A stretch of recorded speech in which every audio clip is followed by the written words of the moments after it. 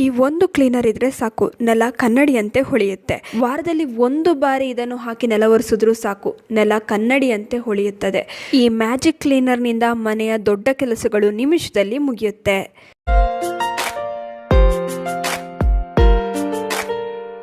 ನಮಸ್ತೆ, ವಿಭಿನ್ನ ಸಲಹೆಗಳು ಚಾನೆಲ್ಗೆ ಸ್ವಾಗತ. ಮನೆ ಕ್ಲೀನ್ ಮಾಡೋದು ಪ್ರತಿದಿನದ ಕೆಲಸ. ಅದರಲ್ಲೂ ನೆಲವನ್ನು ಎಷ್ಟೇ ಸ್ವಚ್ಛವಾಗಿಡಿ, ಕೊಳೆ ಆಗೇ ಆಗತ್ತೆ.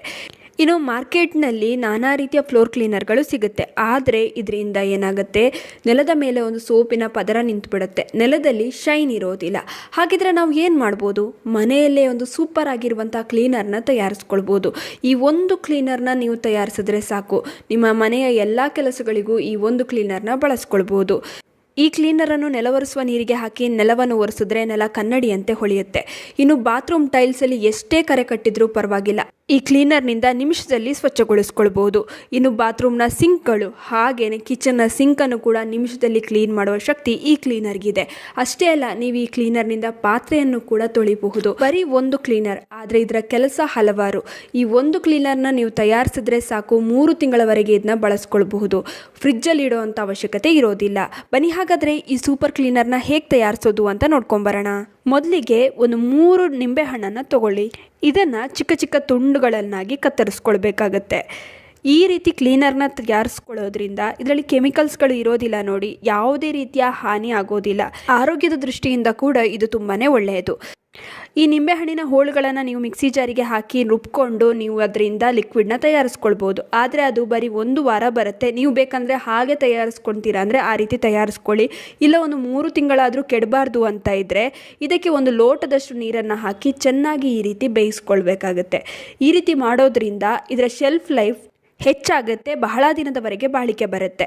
ಇನ್ನು ಈ ರೀತಿ ಮಾಡಲೇಬೇಕು ಅಂತ ಏನಿಲ್ಲ, ನಾನು ಆವಾಗಲೇ ಹೇಳಿದ್ನಲ್ಲ, ಡೈರೆಕ್ಟಾಗಿ ಹೋಳುಗಳನ್ನು ಮಿಕ್ಸಿ ಜಾರಿಗೆ ಹಾಕಿ ನೀವು ಲಿಕ್ವಿಡ್ನ ತಯಾರಿಸ್ಕೊಂಡು ಇಟ್ಕೊಳ್ಳಿ. ಆಮೇಲೆ ಅದಕ್ಕೆ ಏನೆಲ್ಲ ಬೆರೆಸ್ಕೊಳ್ಬೇಕು ಅಂತ ಹೇಳ್ತೀನಿ, ಅದನ್ನೇ ಬೆರೆಸ್ಕೊಂಡ್ರೆ ಸಾಕು. ನೋಡಿ, ಚೆನ್ನಾಗಿ ಕುದೀತಾ ಇದೆ. ಇಷ್ಟಾದರೆ ಸಾಕು, ಸುಮಾರು 10 ನಿಮಿಷ ಬೇಯಿಸಿದ್ರೆ ಸಾಕು. ಈ ನಿಂಬೆಹಣ್ಣಿನ ಬಣ್ಣ ಏನಿತ್ತಲ್ಲ ಅದು ಚೇಂಜ್ ಆದರೆ ಸಾಕು.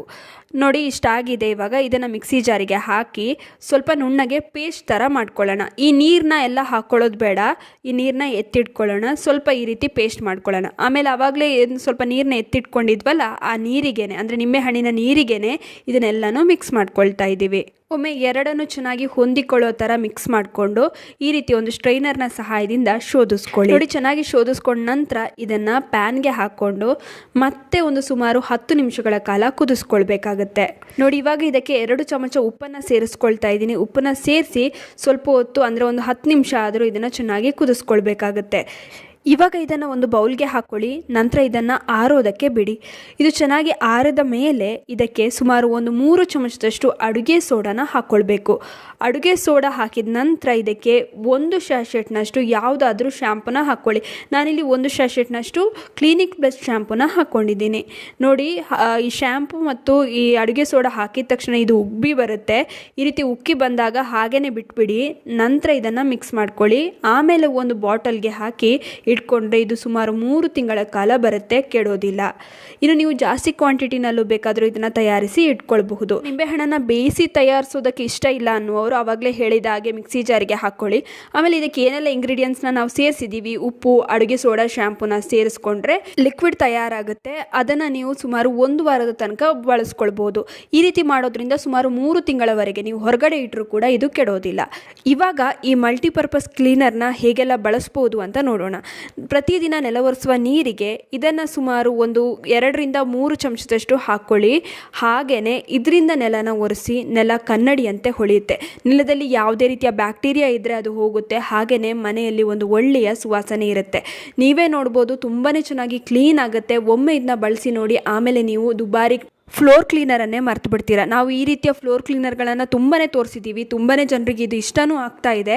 ನೀವು ಕೂಡ ಒಮ್ಮೆ ಇದನ್ನು ಟ್ರೈ ಮಾಡಿ ನೋಡಿ, ತುಂಬಾ ಚೆನ್ನಾಗಿ ರಿಸಲ್ಟ್ ಬರುತ್ತೆ. ನೋಡಿ, ಇವಾಗ ಕರೆ ಕಟ್ಟಿರುವಂಥ ಟೈಲ್ಸ್ನ, ಬಾತ್ರೂಮ್ ಟೈಲ್ಸ್ನ ಕ್ಲೀನ್ ಮಾಡಿ ತೋರಿಸ್ತೀನಿ. ಈ ರೀತಿ ಕ್ಲೀನರ್ನ ಟೈಲ್ಸ್ಗೆ ಹಾಕಿ ಸುಮಾರು ಒಂದು 5 ನಿಮಿಷ ಹಾಗೆ ಬಿಟ್ಟು ಆಮೇಲೆ ಒಂದು ಸ್ಕ್ರಬ್ಬರ್ನಿಂದ ಉಜ್ಜಿದ್ರೆ ಸಾಕು. ಎಷ್ಟೇ ಕರೆ ಕಟ್ಟಿರುವ ಟೈಲ್ಸ್ ಕೂಡ ನೀಟ್ ಆಗುತ್ತೆ, ಹಾಗೆಯೇ ಕ್ಲೀನ್ ಆಗುತ್ತೆ. ಇನ್ನು ಬಾತ್ರೂಮ್ನ ಸಿಂಕನ್ನು ಕೂಡ ನಿಮಿಷದಲ್ಲಿ ಇದರಿಂದ ಕ್ಲೀನ್ ಮಾಡ್ಕೊಳ್ಬಹುದು. ಈ ಕ್ಲೀನರ್ನ ಬಾತ್ರೂಮ್ನ ಸಿಂಕಿಗೆ ಹಾಗೆ ಟ್ಯಾಪ್ ಮೇಲೆ ಹಾಕ್ಕೊಂಡು ಚೆನ್ನಾಗಿ ಉಜ್ಕೊಂಡ್ರೆ ಸಾಕು, ನೀಟಾಗುತ್ತೆ. ಹಾಗೆಯೇ ಸಿಂಕ್ ಹೊಸದ್ರಂತೆ ಈ ಒಂದು ಕ್ಲೀನರ್ನ ತಯಾರಿಸ್ಕೊಳ್ಳಿ ಸಾಕು. ಹಲವಾರು ರೀತಿಯಲ್ಲಿ ಇದನ್ನು ಬಳಸ್ಕೊಳ್ಬೋದು. ನಿಮಗೆ ಬಹಳನೇ ಉಳಿತಾಯ ಆಗುತ್ತೆ. ಒಳ್ಳೆ ರಿಸಲ್ಟ್ ಕೊಡುವ 100% ಇದರಿಂದ ರಿಸಲ್ಟ್ ಕೊಡುತ್ತೆ ಅಂತ ಅಂದರೆ ಅಷ್ಟೇ ನಾವು ನಿಮಗೆ ತಿಳಿಸೋದಕ್ಕೆ ಹೋಗೋದು. ಅದಕ್ಕಾಗಿ ನೀವು ನಂಬಿಕೆ ಇಟ್ಟು ಇದನ್ನು ಒಮ್ಮೆ ಟ್ರೈ ಮಾಡಿ ನೋಡಿ. ಒಳ್ಳೆಯ ರಿಸಲ್ಟ್ ಅಂತೂ ನಿಮಗೆ ಖಂಡಿತವಾಗಿಯೂ ಸಿಗುತ್ತೆ. ಇನ್ನು ಈ ವಿಡಿಯೋ ಇಷ್ಟವಾಗಿದ್ದರೆ ಲೈಕ್ ಮಾಡಿ, ಶೇರ್ ಮಾಡಿ, ನಿಮ್ಮ ಅನಿಸಿಕೆ ಅಭಿಪ್ರಾಯಗಳನ್ನು ಕಾಮೆಂಟ್ ಸೆಕ್ಷನಲ್ಲಿ ತಿಳಿಸಿ. ನೀವಿನ್ನೂ ವಿಭಿನ್ನ ಸಲಹೆಗಳು ಚಾನಲನ್ನು ಸಬ್ಸ್ಕ್ರೈಬ್ ಮಾಡ್ಕೊಂಡಿಲ್ಲ ಅಂದರೆ ದಯವಿಟ್ಟು ನಮ್ಮ ಚಾನಲನ್ನು ಸಬ್ಸ್ಕ್ರೈಬ್ ಮಾಡ್ಕೊಳ್ಳಿ. ಹಾಗೆ ಪಕ್ಕದಲ್ಲಿರುವ ಬೆಲ್ ಬಟನ್ ಅನ್ನು ಕ್ಲಿಕ್ ಮಾಡಿ. ಧನ್ಯವಾದಗಳು.